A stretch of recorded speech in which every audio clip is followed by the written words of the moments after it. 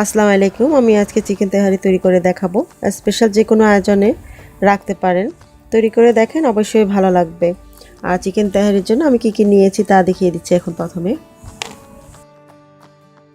আমি এখানে মুরগির মাংস নিয়েছি 1 কেজি। আমি এখানে পেঁয়াজ নিয়েছি 1টি, আর এখানে মরিচ গুঁড়া নিয়েছি এখানে হাফ চা চামচ, 1 চা চামচ নিয়েছি গোলমরিচ, জায়ফল জয়ত্রী নিয়েছি হাফ চা চামচ, 2টো তেজপাতা, দারচিনির টুকরো, বড় এলাচ নিয়েছি 1টি, লবঙ্গ আর এলাচি নিয়েছি এখানে। টমেটো কেচাপ নিয়েছি 1 টেবিল চামচ, আর 1 টেবিল চামচ করে নিয়েছি আদা রসুন, আর 2 টেবিল চামচ নিয়েছি টক দই। আর আমি পুরো রান্নাটার জন্য সরিষার তেল ব্যবহার করব। আপনারা চাইলে সরিষার তেল আর সয়াবিন তেল মিলিয়েও করতে পারেন। আর এতে দিয়ে দিচ্ছি আস্ত মশলাগুলোকে, এলাচি, দারচিনি, তেজপাতা, লবঙ্গ।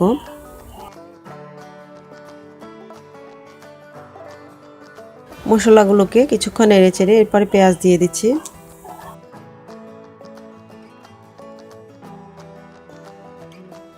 পেঁয়াজগুলোকেও কিছুক্ষণ ভেজে নিয়ে এরপরে আদা রসুন পেস্ট দিয়ে দিচ্ছি।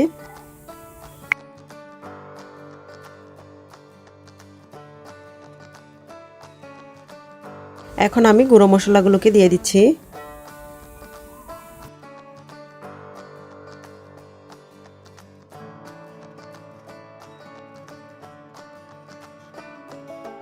এখন আমি দই ফেটিয়ে নিয়ে এরপরে দিয়ে দিচ্ছি।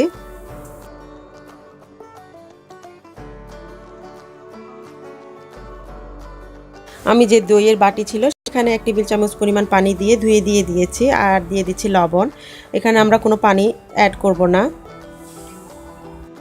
আর আমি দিয়ে দিচ্ছি 1 চা চামচ চিনি, এটা টক দই দেওয়ার কারণে ব্যালেন্স আনার জন্য, আর যদি মিষ্টি দই হয় দিতে হবে না।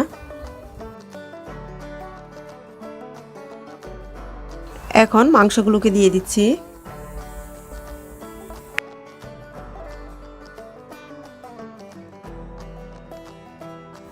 এখন মাংসগুলোকে নেড়েচেড়ে মশলার সাথে মিশিয়ে নিচ্ছি। আমরা এখানে কোনো পানি দিব না, মাংসের থেকেই পানি বের হবে।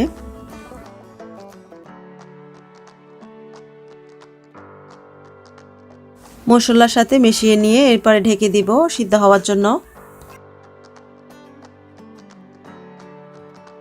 ঢাকনাটা খুলে নিয়েছি। এখন দেখুন অনেক পানি বের হয়েছে মাংস থেকে, মাংসগুলো সিদ্ধ হয়ে গেছে। এখন আমি এগুলোকে নামিয়ে ফেলবো।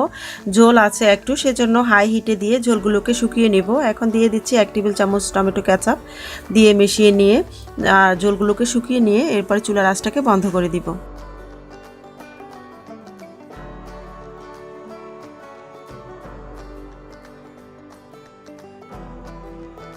ঝোল শুকিয়ে গেছে, এখন আমি চুলার আঁচটাকে বন্ধ করে দিচ্ছি আর পোলাও তৈরি করে নিব। এখন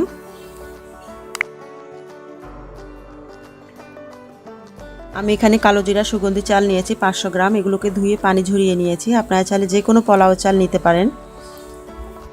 এখানে আমি আদা নিয়েছি হাফ চা চামচ, কাঁচামরিচ নিয়েছি, এলাচি নিয়েছি, দারচিনি, তেজপাতা নিয়েছি 1টি, কেওড়া জল নিব, আর নিব গোলাপ জল, আর লাগবে লবণ।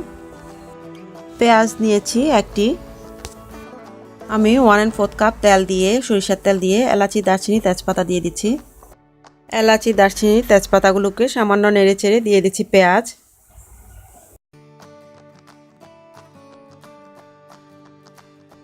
এখন আমি দিয়ে দিচ্ছি আদা বাটা। আদা বাটা দিয়ে মিশিয়ে নিয়ে পোলাও চাল দিয়ে দিচ্ছি।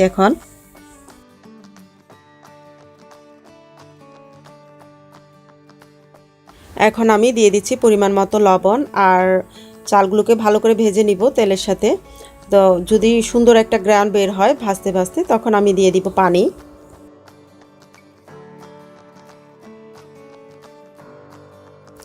আমি এখানে চালগুলোকে ভালো করে ভেজে নিয়ে এখন দিয়ে দিব পানি।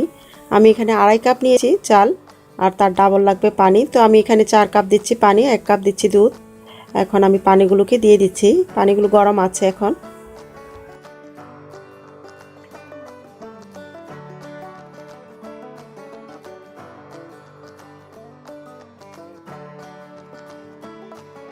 ঢেকে দিচ্ছি। পানি যখন চালের গায়ে চলে আসবে তখন আমি দিয়ে দিচ্ছি চিকেনগুলোকে।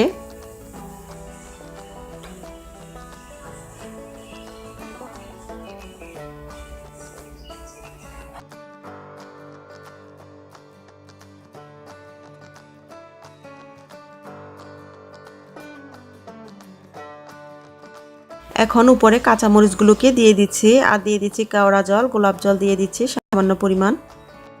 এখন 20 মিনিটের জন্য ঢেকে দিচ্ছি।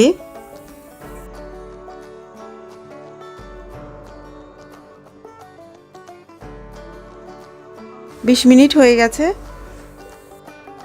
এখন নিচের পোলাওগুলোকে উপরে তুলে দিচ্ছি।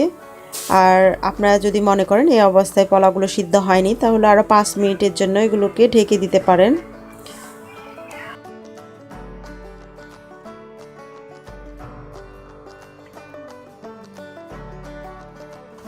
এখন আমি একটা দেখিয়ে দিচ্ছি, পোলাওগুলো সিদ্ধ হয়ে গেছে। এখন এগুলোকে নামিয়ে আমি পরিবেশন করে দিচ্ছি।